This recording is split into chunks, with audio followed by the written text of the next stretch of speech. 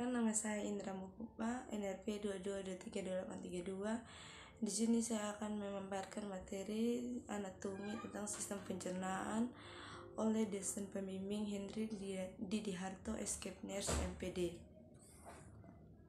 Nah, pengertian sistem pencernaan itu, sistem pencernaan manusia adalah proses perubahan atau pemecahan zat makanan dari molekul kompleks menjadi molekul yang lebih sederhana dengan menggunakan enzim dan organ-organ pencernaan. Nah, pembagian sistem pencernaan ada 3, yaitu pencernaan mekanis, pencernaan kimiawi atau enzimatis, dan pencernaan biologis. Pencernaan mekanis yaitu pencernaan makanan secara fisik, mengubah bentuk kasar menjadi halus seperti mengunyah, menggiling, mengaduk, menekan maupun melunakkan. Nah, kedua itu pencernaan kimiawi atau enzimatis, yaitu pengubahan zat makanan dengan bantuan enzim pencernaan. Ketiga itu pencernaan biologis, yaitu pencernaan yang memanfaatkan kerjasama yang menguntungkan dengan mikroba.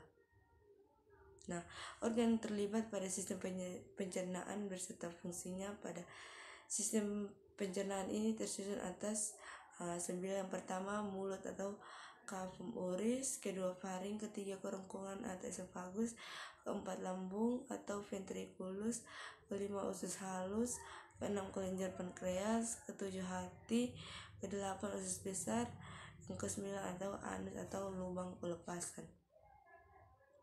Nah, mulut terjadi pencernaan secara mekanik dan kimiawi di dalam mulut. Pada bagian dalam mulut terdapat gigi, lidah, dan kelenjar ludah.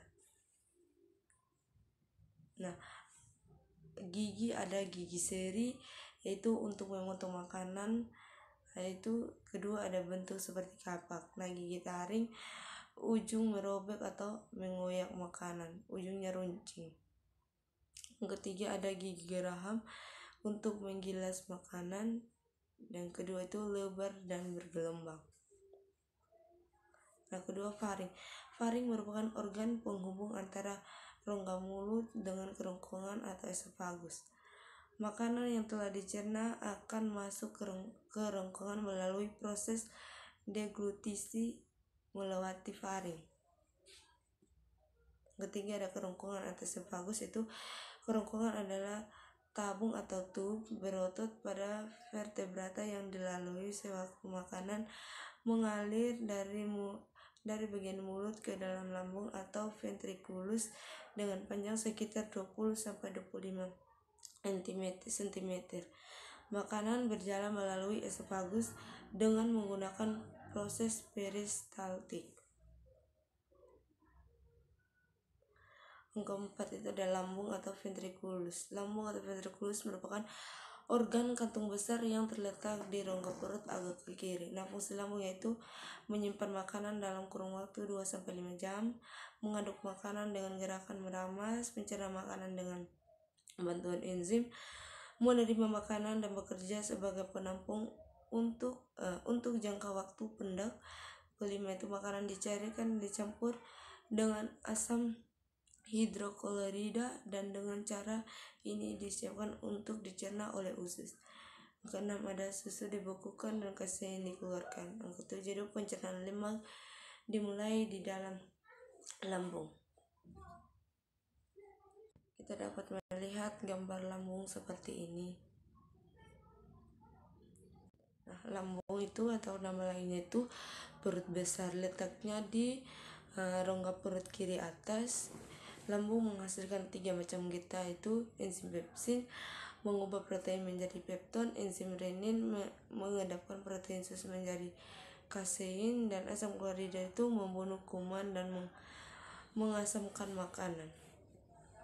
Nah, kelima itu ada usus halus. Usus halus merupakan saluran panjang sekitar 8-25 cm dan dibagi menjadi 3 bagian utama, yaitu duodenum atau usus 12 jari, panjangnya sekitar 25 cm atau 0,25 meter.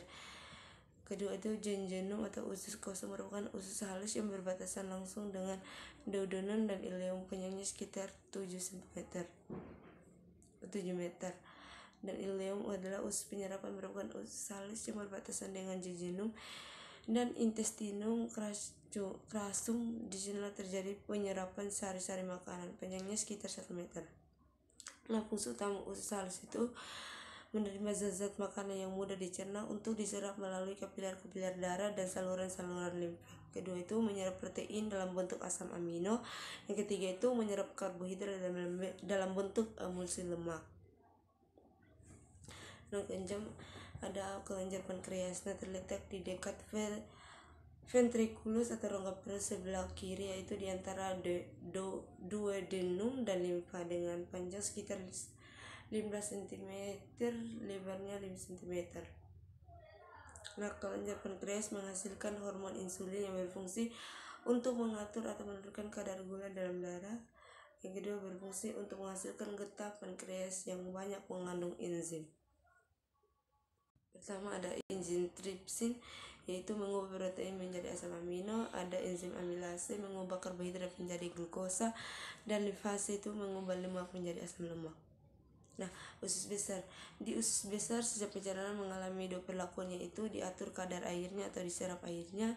Kedua itu dibesarkan agar mudah dikeluarkan. Nah, terdapat bakteri E. coli untuk membesarkan sisa pencernaan. Kedua itu menghasilkan vitamin K. Dari usus besar sisa pencernaan dikeluarkan melalui anus. Nah, usus penyerapan itu pertama tempat penyerapan sari-sari makanan. Kedua, makanan yang diserap diedarkan ke seluruh tubuh oleh darah.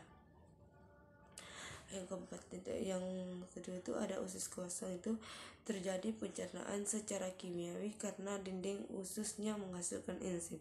Panjangnya 2-5 meter. Nah, merupakan lubang pada ujung saluran pencernaan yang menghubungkan rektum dengan dunia luar udara. Terletak di dasar pelvis di anus. Terjadi proses perjalanan terakhir dari feses yang telah dibentuk di kolon. Proses pengeluaran feses melalui anus disebut defekasi. Jadi baik, terima kasih.